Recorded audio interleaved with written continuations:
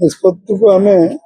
सर्वांतकरण 45-46 वर्ष मानि आस दल जो निष्पत्ति कर स्वीकार कर केन्द्र नेतृत्व चाहिए तो आम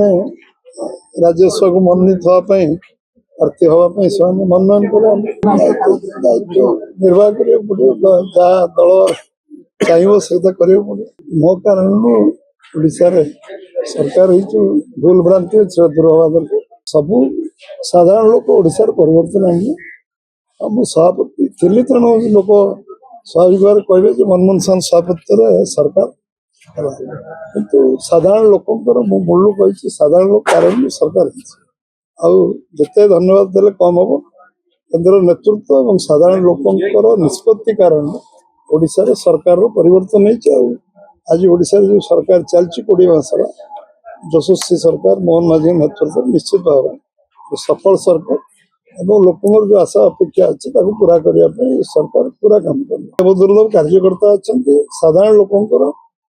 आम प्रति विश्वास विश्वसनीयता अच्छी समर्थन अच्छी से कारण किसी असंभव काम संभव हो।